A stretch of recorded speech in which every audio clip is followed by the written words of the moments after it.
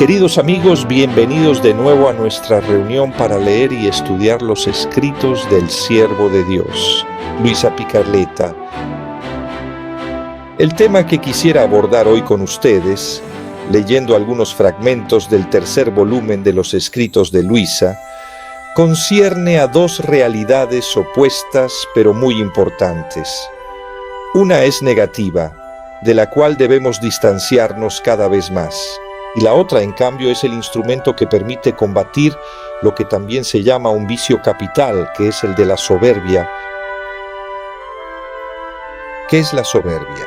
La soberbia, según la tradición de la Iglesia, nos dice que es la raíz del árbol del mal y se dice que es el padre de todos los vicios capitales.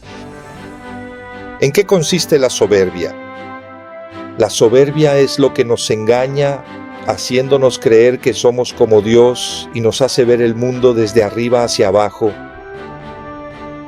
La Biblia nos enseña que Dios se opone a los soberbios y contempla con gracia la humildad de su sierva, porque la soberbia es el pecado más grave ante sus ojos, pecado capital contra Dios. Nosotros, en la tradición occidental, los llamamos vicios capitales. Esta es una definición de San Gregorio Magno, pero los cristianos orientales son aún más precisos al definirlos como pensamientos malignos. Y se trata, a diferencia de los 7 vicios capitales del pensamiento occidental, en Oriente, en la espiritualidad oriental, se añade también un 8º vicio capital, que es la tristeza. Es decir, son 8 tendencias al mal que nos hacen desviarnos del camino de la luz. La soberbia nos hace sentir como dioses eternos, los dueños de la vida, del mundo, de la historia e incluso de los demás. Pensemos en la teoría del superhombre. El superhombre es el fracaso del hombre, como lo demuestran todas las guerras, donde no hay vencedores, sino que todos pierden, tanto en términos de vidas humanas como de respeto por la dignidad humana. Un monje, padre de la Iglesia de los primeros siglos del cristianismo, escribe que la soberbia es un tumor del alma lleno de sangre. Si madura, explotará, despidiendo un hedor horrible. Y pone un ejemplo bellísimo sobre quien confía solo en sus propias fuerzas, que es como aquel que sube, dice siempre este padre de la Iglesia, como aquel que sube a una telaraña, se precipita. Así cae quien se apoya en sus propias capacidades, la autosuficiencia, el pasar por encima del otro, la prevalencia, por ejemplo, de la aparentar en vez de ser, la competitividad incluso a nivel religioso, genera monstruos, no genera seres humanos, produce máquinas de guerra y no obras maestras que expresan la salvación y el amor de Dios. ¿Y cómo se manifiesta la soberbia? Se manifiesta de muchas maneras. Por ejemplo, cuando se piensa que el bien proviene de nosotros mismos, cuando se cree que si nos es dado por otro, es por nuestros méritos, cuando uno se jacta de tener lo que no tiene y cuando, despreciando a los demás, se aspira a aparentar ser los únicos dotados de ciertas cualidades. Estas son descripciones que San Gregorio Magno hace respecto a la soberbia. No existe solo una soberbia humana, sino que también hay una soberbia espiritual. Y esto sucede cuando se habla del segundo daño, es decir, del peligro de caer en la autocomplacencia, en la presunción, en creer que siempre se tiene la razón, y que luego conduce a otra situación, también lleva a juzgar a los demás. Así que me gustaría partir precisamente de este aspecto, podemos decir, negativo, y ver también cómo Jesús habla de la soberbia y del pecado, para luego adentrarnos en lo que es, en cambio, la humildad, tal como también Jesús se la menciona a Luisa, y concluiremos nuestro encuentro leyendo el himno a la humildad, que Luisa ha compuesto y que se reproduce aquí en los escritos. Pero comencemos por Jesús, que habla de la soberbia, y tomemos el pasaje del 19 de noviembre de 1899. Luisa escribe: «Continúa mi adorable Jesús viniendo, y como mi mente antes de que Él viniera, estaba pensando en ciertas cosas que en años pasados Jesús me había dicho y que no recuerdo muy bien. Él, casi para recordármelas, me dijo: aquí está la enseñanza de Jesús sobre la soberbia. Dice Jesús: hija mía, la soberbia corroe la gracia. En los corazones de los soberbios no hay otra cosa que un vacío lleno de humo que produce ceguera. La soberbia no hace otra cosa que convertir a uno mismo en un ídolo, de modo que el alma soberbia no tiene a su Dios consigo. Con el pecado ha intentado destruirlo en su corazón, y al levantar un altar en su corazón, se coloca sobre él y se adora a sí misma. Así, por lo tanto, la soberbia es cuando borramos a Dios de nuestra vida y ponemos en el trono de nuestro corazón, dentro de nuestro corazón, no a Dios para reinar, sino que reinamos nosotros mismos, convirtiéndonos en ídolos de nosotros mismos. Por otra parte, incluso el pecado de Adán no es más que una muestra de su soberbia. Las palabras de la serpiente: si coméis de este árbol seréis como Dios, es precisamente un querer perseguir la soberbia. Tú puedes convertirte en Dios. Tú te has convertido en Dios, pero ¿por dónde Dios? En cambio, el pecado te da la convicción errónea, equivocada, de que puedes convertirte en Dios por ti mismo, sin Dios. Y quizás el ejemplo emblemático es el relato de la Torre de Babel, de los hombres que quieren construir esta torre que pueda alcanzar el cielo, el lugar donde habita Dios, solos, sin que Dios salga al encuentro del hombre. Y de hecho esa torre en cierto momento se derrumba, no puede subsistir, no puede mantenerse y sostenerse por sí misma, y por eso cae, y así es la soberbia del hombre. Y Luisa: oh Dios, qué monstruo abominable es este vicio. A mí me parece que si el alma está atenta a no dejarlo entrar en sí, está libre de todos los demás vicios. Pero si por su desgracia se deja dominar por la soberbia, ya que es una madre monstruosa y malvada, le dará a luz a todos sus hijos rebeldes. ¿Cuáles son los otros pecados? Ah, Señor, manténla lejos de mí. Y así también el pasaje del 5 de enero de 1900, donde Luisa quiere confesarle a Jesús todos sus pecados. Nuestro Señor Jesús también aquí nos ofrece una enseñanza muy importante sobre cómo el pecado actúa de una forma profundamente destructiva en el alma de todo hombre. Escribe Luisa: encontrándome en mi estado habitual, me sentí salir fuera de mí misma y encontré a mi adorable Jesús. Pero cuánto. Me veía a mí misma totalmente llena de pecados ante su santa y divina presencia. Y en lo más profundo de mi interior sentía un deseo inmenso y muy fuerte de confesarme. Entonces, dirigiéndome a él, comencé a decirle mis culpas, y Jesús me escuchaba. Cuando terminé de hablar, dirigiéndose a mí con un rostro lleno de tristeza, me dijo: hija mía, presta atención a estas palabras sobre el pecado.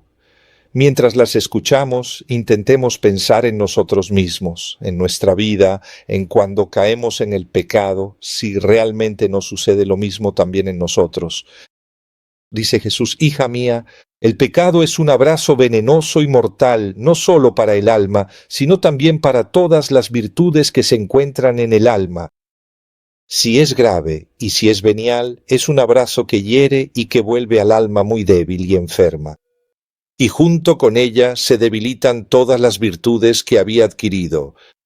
He aquí, interesante, nosotros tantas veces, gracias, somos un poco ligeros al considerar los pecados veniales, pensamos solo en los pecados mortales. El pecado mortal envenena, el pecado venial hiere y nos vuelve débiles. A mí me impactó mucho una catequesis del Papa Benedicto cuando se reunió con los niños de la primera comunión.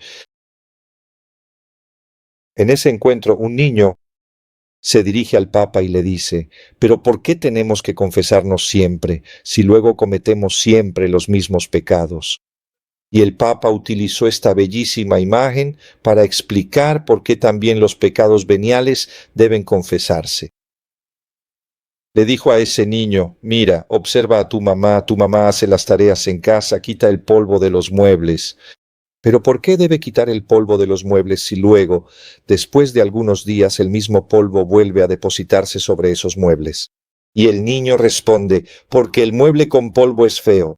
Y el niño dice: «Así, la confesión incluso de los pecados veniales es quitar aquello que hace fea nuestra vida».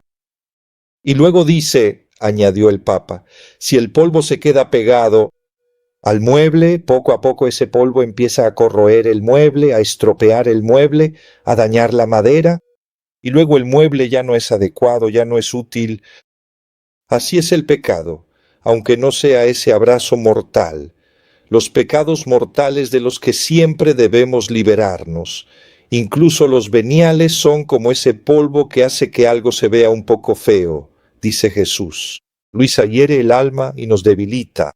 Y si no quitamos ese polvo, con el tiempo es capaz de consumirnos.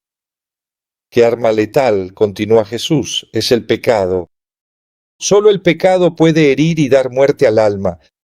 Nada más puede dañarla, nada más la hace ante mí vergonzosa, odiosa, solo el pecado. Y comenta Luisa: «Mientras decía esto, comprendía la fealdad del pecado y sentía un dolor tan grande que ni siquiera sé cómo expresarlo. Y Jesús, viéndome completamente compenetrada, levantó su bendita diestra y pronunció las palabras de la absolución». Y luego añadió otra enseñanza de Jesús: «Así como el pecado hiere y da muerte al alma, así el sacramento de la confesión da vida y sana las heridas y restituye el vigor a las virtudes, y esto sucede en mayor o menor medida según las disposiciones del alma». Así actúa la virtud del sacramento. Y aquí Jesús subraya la importancia de vivir el sacramento de la reconciliación. La confesión no es solo un lavado, no es la lavadora del alma, no se va al confesor solo para limpiar nuestra conciencia, sino para sanarla. Está el Espíritu Santo que el Señor derrama sobre nosotros en el momento de la absolución. No es solo una simple purificación, sino que es una sanación, nos da esa fuerza, ese vigor, da vigor a aquellas virtudes que han sido heridas por el pecado. Y por lo tanto nos restituye, nos hace nuevos, hace nuevas todas las cosas, hace nueva toda nuestra vida. Y concluye Luisa: «Me parecía que mi alma había recibido nueva vida. Ya no percibía aquella molestia de antes después de que Jesús me dio la absolución. Siempre se ha dado gracias y glorificado al Señor». Como les decía, hemos hablado de la soberbia y luego pasamos a hablar del pecado. ¿Y qué hace el pecado en el alma? Ahora veamos cuál es la virtud capaz de contrarrestar la soberbia, que es su opuesto, es decir, la humildad. Y aquí, en este pasaje del 12 de enero de 1900, se dicen palabras hermosísimas. Son grandiosas respecto a la humildad, que debería ser el estilo de vida de quienes quieren vivir con Jesús y vivir en su voluntad. Escribe Luisa: «Encontrándome en mi estado habitual, mi amable Jesús vino en un estado compasivo. Tenía las manos fuertemente atadas y el rostro cubierto de escupitajos. Varias personas lo abofeteaban horriblemente y él permanecía quieto, sereno, sin hacer ningún gesto ni emitir una queja, ni siquiera movía las cejas para mostrar que quería sufrir esos ultrajes. Y esto no solo externamente, sino también internamente». Esta descripción nos recuerda la escena del juicio durante la pasión de Jesús, donde frente a las acusaciones, el evangelista subraya: mientras lo insultaban, mientras lo golpeaban, mientras lo acusaban, dice el Evangelio, pero Jesús guardaba silencio.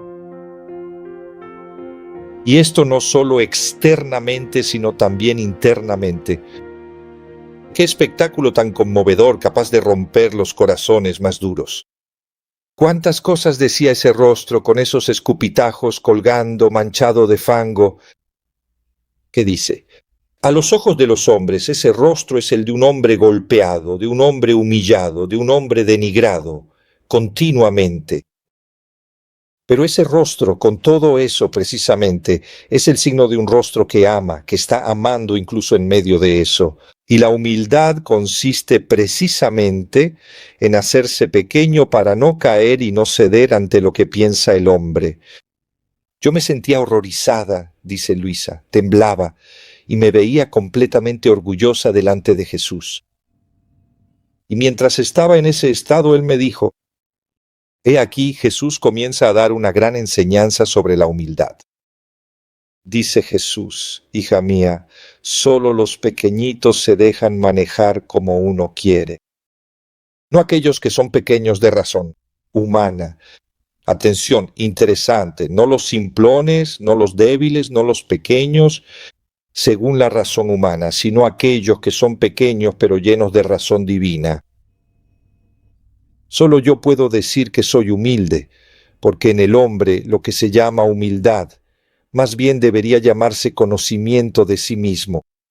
Y quien no se conoce a sí mismo ya camina en la falsedad. De hecho, cuando nos volvemos soberbios, engañamos ante todo a nosotros mismos, porque damos una imagen diferente de lo que realmente somos. En cambio, cuando uno se conoce a sí mismo, sabe, y sobre todo sabe cuáles son sus propios límites, es capaz de ser equilibrado incluso en la relación con los demás. Pero cuando alguien es soberbio y vive de soberbia, es señal de que esa persona, gracias, no se conoce a sí mismo. Durante algunos minutos, continúa Luisa, Jesús guardó silencio y yo me quedé contemplándolo. Y mientras hacía esto, vi una mano que traía una luz, que hurgando en mi interior, en los escondites más íntimos, quería ver si en mí existía el conocimiento de mí misma y el amor por las humillaciones, las confusiones y los oprobios. Esa luz encontraba un vacío en mi interior y yo también lo veía, que debía ser llenado de humillaciones y confusiones, por ejemplo, del bendito Jesús. Oh, cuántas cosas me hacía comprender esa luz y ese rostro santo que tenía delante de mí. Me decía a mí misma, un Dios, por amor, humillado, confundido por mí, y yo, pecadora sin estos distintivos. Un Dios estable, firme en soportar tantas injurias, tanto que no se mueve ni un poco para sacudirse esos escupitajos fétidos. Hace que su interior escape ante Dios y el exterior ante los hombres. Y sin embargo, si quisiera podría liberarse, porque no son las cadenas las que lo atan, sino su voluntad firme que a cualquier costo quiere salvar al género humano. ¿Y yo? ¿Y yo? ¿Dónde están mis humillaciones? ¿Dónde está la firmeza, la constancia en obrar el bien por amor a mi Jesús y por amor a mi prójimo? ¡Ay, qué víctimas tan diferentes somos! Jesús y yo, ¡ay, que no nos conformamos en absoluto!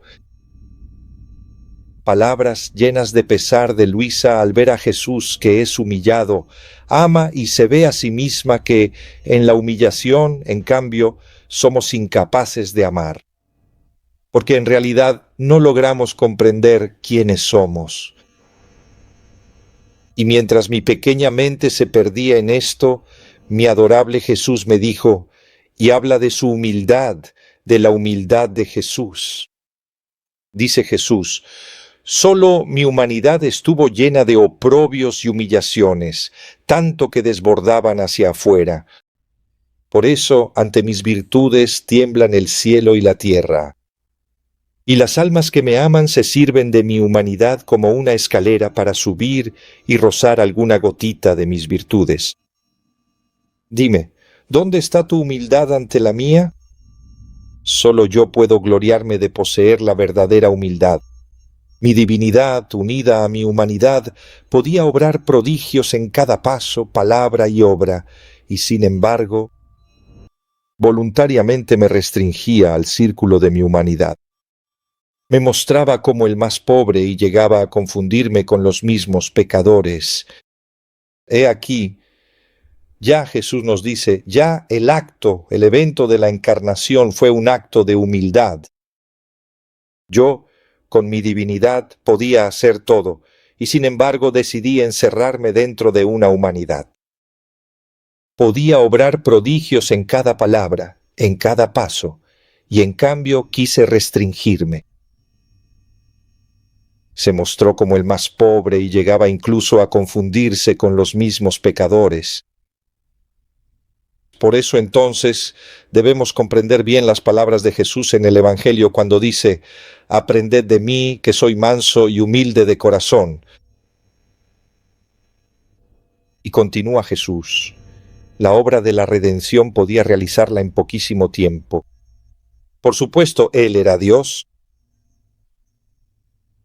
Hay quien ha dicho que una sola gota de su sangre podía salvarnos. En cambio, en la cruz, de su costado brotó toda la sangre y luego el agua. Y continúa, también una sola palabra. Si la palabra de Dios creó el mundo, una sola palabra podía salvar al mundo. Pero, dice Jesús, quise durante muchos años, con tantos esfuerzos y sufrimientos, hacer mías las miserias del hombre. Quise ejercitarme en tantas acciones diferentes para que el hombre fuera completamente renovado, divinizado, incluso en las obras más pequeñas, porque ejercitadas por mí, que era Dios y hombre, recibían un nuevo esplendor y quedaban con la impronta de obras divinas. ¿Qué palabras tan grandes nos está haciendo escuchar el Señor? Él, que podía resolverlo todo en un instante, quiso encarnarse. Quiso, dice, ejercitarse en tantas acciones diferentes para que, precisamente participando de la misma vida del hombre, el hombre fuera completamente renovado. Pero sobre todo que el hombre fuera divinizado. Mi divinidad, continúa Jesús, oculta en mi humanidad quiso descender a tanta bajeza, someterse al curso de las acciones humanas, cuando con un solo acto de voluntad habría podido crear mundos infinitos. Ella quiere sentir las miserias y debilidades de los demás como si fueran suyas, verse cubierta con todos los pecados de los hombres ante la justicia divina, quien tuvo que pagar el precio de un castigo inaudito y el derramamiento de toda su sangre. Así, actos continuos de profunda y heroica humildad. Lo he logrado. Vean el motivo por el cual Jesús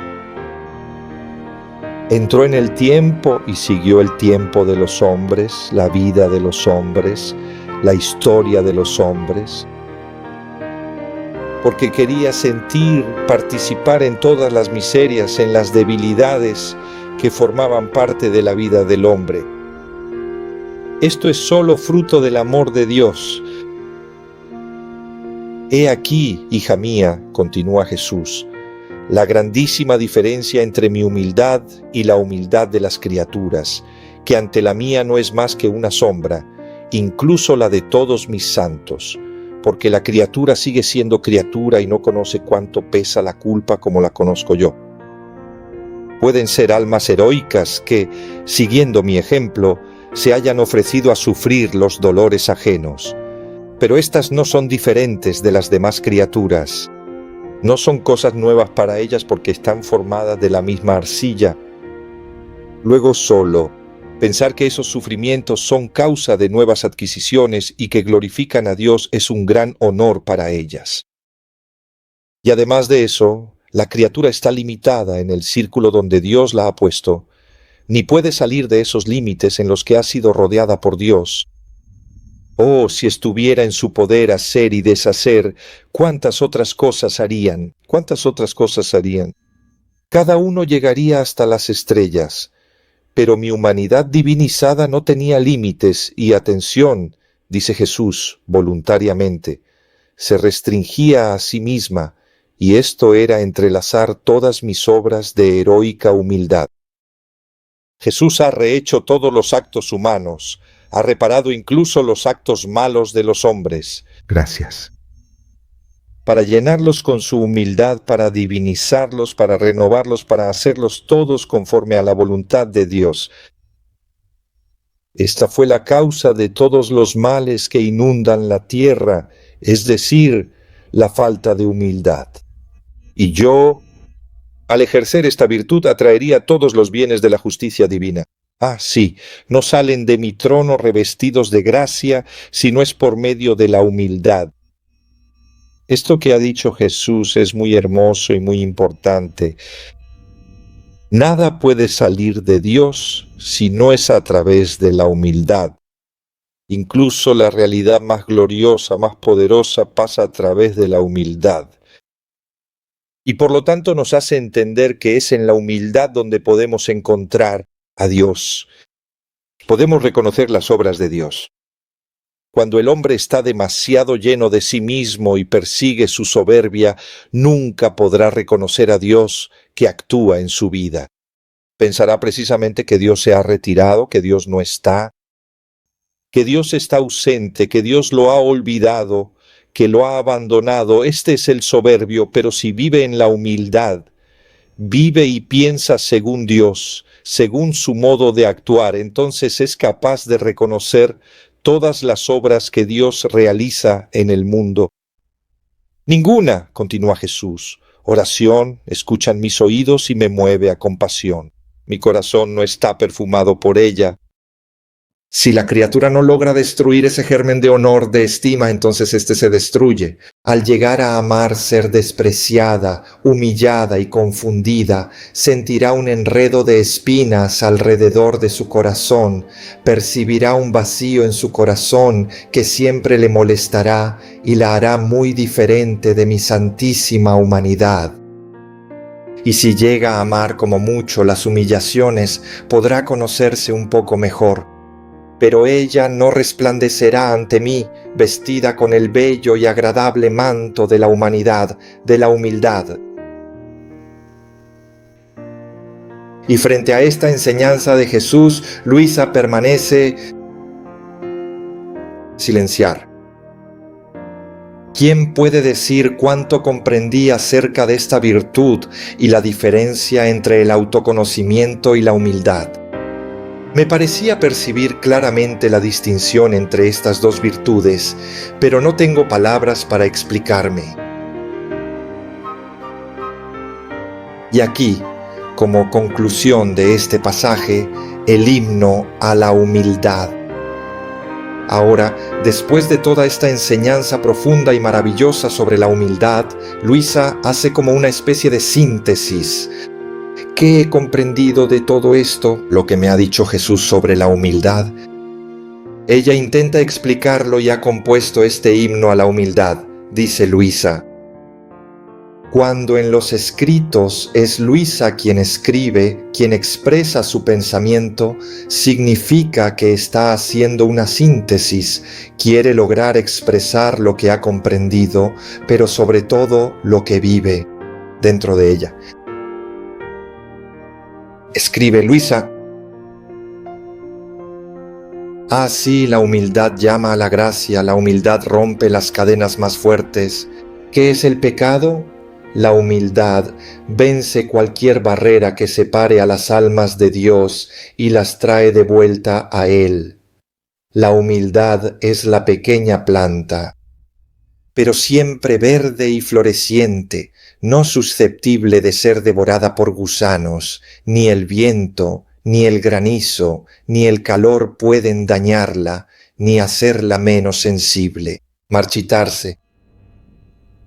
La humildad, aunque sea la planta más pequeña, extiende ramas muy altas que llegan hasta el cielo y se entrelazan alrededor del corazón de nuestro Señor, y sólo las ramas que brotan de esa pequeña planta tienen entrada libre a ese corazón, adorables. La humildad es el ancla de la paz en las tempestuosas olas del mar de esta vida. La humildad es la sal que condimenta todas las virtudes y preserva el alma de la corrupción del pecado. La humildad es la hierba que brota en el camino pisado por los caminantes que, aunque pisoteada, desaparece, pero enseguida vuelve a brotar más hermosa que antes. La humildad es como un injerto delicado que ennoblece la planta silvestre.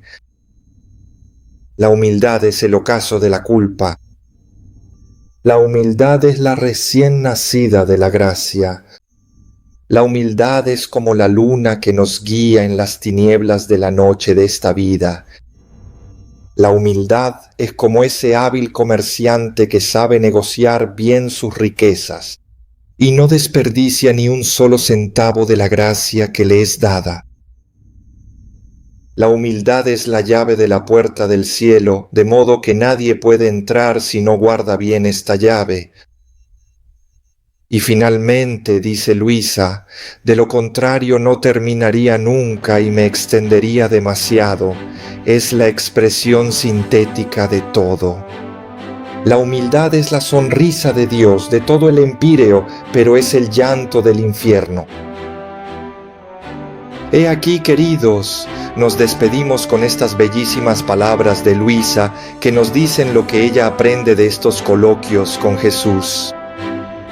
El Señor es realmente su maestro interior, el único maestro capaz de dar a Luisa una luz, capaz de leer sobre todo su condición, pero sobre todo capaz de darle esa gracia que le permite vivir según la voluntad de Dios.